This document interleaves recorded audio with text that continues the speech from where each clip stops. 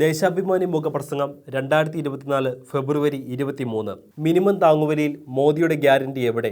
മോദിക്ക് ഗ്യാരണ്ടിയുടെ പൊള്ളത്തരം ജനങ്ങൾക്ക് മുന്നിൽ തുറന്നു കാട്ടുന്ന കർഷകരെ ശത്രു സൈന്യത്തെ പോലെ നേരിട്ട് കേന്ദ്ര സർക്കാർ.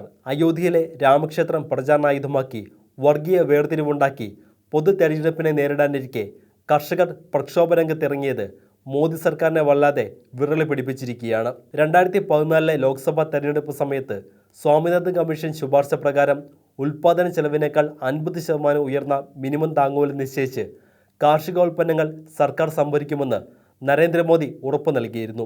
BJPയുടെ പ്രകടന പത്രികയിലും ഇത് ഉൾക്കൊള്ളിച്ചിരുന്നു.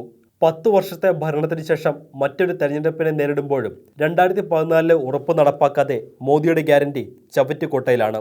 ഇതിനെതിരെ സമരരംഗത്ത് വന്ന കർഷകരെ ഇപ്പോൾ മുഖ്യ ശത്രുവായിട്ടാണ് മോദി കാണുന്നത്. കാർഷികോൽപ്പന്നങ്ങൾക്ക് നിയമാനുസൃത താങ്ങുവില ആവശ്യപ്പെട്ട് കർഷകർ നടത്തുന്ന ഡൽഹി ചലോ മാർച്ചിന് നേരെയുണ്ടായ പോലീസ് അതിക്രമങ്ങൾ ഒരു ജനാധിപത്യ ഭരണകൂടത്തിന്റെ ഭാഗത്തു നിന്നും ഉണ്ടാകാൻ പാടില്ലാത്തതാണ്. രാജ്യത്താദ്യമായി സമരക്കാർക്കു നേരെ ഡ്രോണുകളിൽ നിന്ന് കണ്ണീർവാതക ഷെല്ലുകൾ പ്രയോഗിച്ചു. കാഴ്ചശക്തി നഷ്ടപ്പെടും വിധം മാരക വിഷമുള്ള നൂറുകണക്കിന് ഷെല്ലുകളാണ് പ്രയോഗിച്ചത്. ഒപ്പം അത്യാധുനിക റബ്ബർ പെല്ലറ്റുകളും.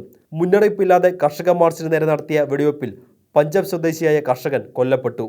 ഇതോടെ സമരത്തിൽ പങ്കെടുത്ത് രക്തസാക്ഷികളായ കർഷകർ 4ആയി. നിരവധി കർഷകർക്ക് കാഴ്ച നഷ്ടപ്പെട്ടു. 300ഓളം പേർക്ക് സാരമായി പരിക്കേറ്റു. ഒരു തരത്തിലുള്ള വിട്ടുവീഴ്ചയുമില്ലാതെ കേന്ദ്ര സർക്കാരിൻ്റെ വാഗ്ദാന ലംഘനം തുറന്നുകാട്ടി കർഷകർ സമരരംഗത്ത് ഉറച്ചു നിൽക്കുകയാണ്. കർഷകരോട് സംസാരിക്കാൻ പ്രധാനമന്ത്രി മോദി ഭയപ്പെടുകയാണ്. കർഷകർ ഡൽഹിയിൽ എത്തുന്നത് പോലും സർക്കാരിനെ ആശങ്കയിലാഴ്ത്തുന്നു. മിനിമം താങ്ങുവില നൽകുന്നത് സർക്കാർ ഖജനാവിന് വൻ സാമ്പത്തിക ബാധ്യത ഉണ്ടാക്കുമെന്ന തെറ്റിദ്ധാരണാജനകമായ വാർത്തകൾ സർക്കാർ സൃഷ്ടിക്കുന്നു.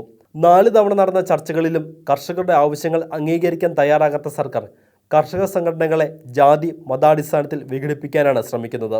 കരാർ അടിസ്ഥാനത്തിൽ കൃഷി ചെയ്യാൻ തയ്യാറാവുന്ന കർഷകരിൽ നിന്ന് 5 പ്രത്യേകം വിളകൾ മിനിമം താങ്ങുവില നൽകി 5 വർഷത്തേക്ക് വാങ്ങാൻ NCCF-ഉമായും നാഫെഡുമായും കരാർ ഉണ്ടാക്കുമെന്നാണ് ഡൽഹി അതിർത്തികളിൽ സമരം ചെയ്യുന്ന കർഷക പ്രതിനിധികൾക്ക് വാഗ്ദാനം നൽകിയത്. കർഷകർ മുൻപേ തള്ളിക്കളഞ്ഞതും കേന്ദ്ര സർക്കാരിനു തന്നെ ഉപേക്ഷിക്കേണ്ടി വന്നതുമായ ഈ വാഗ്ദാനം പിൻവലിച്ച 3 കാർഷിക നിയമങ്ങളിൽപ്പെട്ട കരാർ കൃഷിയുടെ മറ്റൊരു രൂപം തന്നെയാണ്. കോർപ്പറേറ്റുകൾക്ക് ലക്ഷക്കണക്കിന് കോടി രൂപയുടെ നികുതിയിളവും മറ്റ് സൗജന്യങ്ങളും നൽകുമ്പോൾ കർഷകർക്ക് മുമ്പ് വാഗ്ദാനം ചെയ്ത താങ്ങുവില നൽകില്ലെന്ന ധാർഷ്ട്യത്തിലാണ് സർക്കാർ.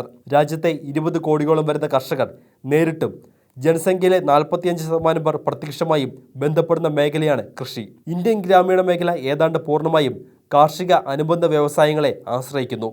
അതുകൊണ്ട് തന്നെ കാർഷിക പ്രതിസന്ധി രാജ്യത്തെ എല്ലാ വിഭാഗങ്ങളെയും ഒരേപോലെ ബാധിക്കും. കേന്ദ്ര സർക്കാരിൻ്റെ കർഷക വിരുദ്ധ നയങ്ങൾക്കെതിരെ 10 വർഷത്തിനിടയിൽ പലവട്ടം അത്യുജ്വലങ്ങളായ സമര മുന്നേറ്റങ്ങളുണ്ടായി. അന്നൊക്കെ സമരരംഗത്ത് വന്ന കർഷകരെ അവഹേളിക്കും വിധം പ്രഹസനങ്ങൾ നടത്തി വഞ്ചിക്കുകയായിരുന്നു. 3 കാർഷിക നിയമങ്ങൾക്കെതിരെ 2020 സെപ്റ്റംബറിൽ ആരംഭിച്ച കർഷക സമരത്തെ തകർക്കാൻ കേന്ദ്ര സർക്കാരും BJPയും അക്രമം ഉൾപ്പെടെ പലവിധ മാർഗങ്ങളും പയറ്റിയിരുന്നു. സംഘപരിവാർ പ്രവർത്തകർ കർഷകരെ വ്യാപകമായി ആക്രമിച്ചിരുന്നു. 2021 ഒക്ടോബറിൽ കർഷക മാർച്ചിനു നേരെ കേന്ദ്രമന്ത്രി അജയ് കുമാർ മിശ്രയുടെ മകനും ഗുണ്ടകളും വെടിവെച്ച് 4 കർഷകരെ കൊലപ്പെടുത്തി. കർഷകരുടെ നിശ്ചയദാർഢ്യത്തിനു മുന്നിൽ മുട്ടുമടക്കിയ കേന്ദ്ര സർക്കാരിന് 3 കാർഷിക നിയമങ്ങളും പിൻവലിക്കേണ്ടി വന്നിരുന്നു. മിനിമം താങ്ങുവിലയ്ക്ക് നിയമസംരക്ഷണം, കാർഷിക കടങ്ങൾ എഴുതിത്തള്ളുക, കർഷകർക്ക് 300 യൂണിറ്റ് സൗജന്യ വൈദ്യുതി, സമഗ്രമായ വിള ഇൻഷുറൻസ് പദ്ധതി, മിനിമം പെൻഷൻ 1000 രൂപയാക്കുക തുടങ്ങിയ ആവശ്യങ്ങൾ ചർച്ച ചെയ്ത് തീരുമാനത്തിലെത്താൻ സമിതിയെ നിയോഗിക്കാമെന്ന ഉറപ്പ് ഇതുവരെ നടപ്പാക്കിയിട്ടില്ല. ഇതേ തുടർന്നാണ് 2ാം ഘട്ട പ്രക്ഷോഭത്തിന് കർഷക സമൂഹം നിർബന്ധിതമായത്.